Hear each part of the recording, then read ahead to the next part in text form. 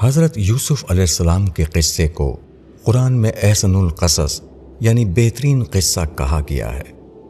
اس کی وجہ یہ ہے کہ آپ کی زندگی اس بات کی ایک تاریخی مثال ہے کہ کس طرح خدائی مدد واقعات کے دھارے کو پھیر دیتی ہے۔ وہ ایک اسوہ القصص کو احسن القصص بنا دیتی ہے۔ حضرت یوسف کے دشمنوں نے آپ کو کنویں میں ڈال دیا، مگر خدا نے آپ کو کنویں سے نکال کر مصر کے تخت پر پہنچا دیا۔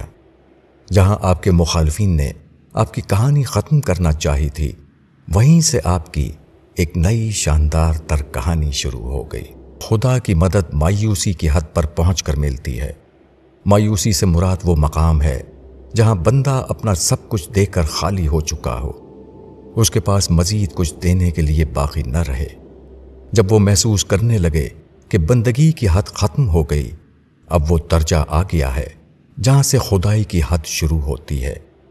عین اس وقت خدا کی مدد آ جاتی ہے۔ ناکامی کا انتہا کامیابی کا آغاز بن جاتا ہے۔ بیج کا ختم ہونا ایک درخت کو وجود دیتا ہے۔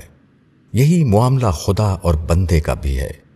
آدمی خدا کی مدد کا مستحق اس وقت بنتا ہے جبکہ وہ اپنے آپ کو خدا کے لیے مٹا دے۔ جہاں اعتماد خویش ختم ہو جائے، وہاں سے اعتماد اللہ کا آغاز ہوتا ہے۔ خدا بلا شبہ سب سے بڑی طاقت ہے، مگر خدا کو پانا ہمیشہ اپنی نفی کی قیمت پر ہوتا ہے۔ آدمی اپنی نفی نہیں کر پاتا، اس لیے وہ خدا کو پانے والا بھی نہیں بنتا۔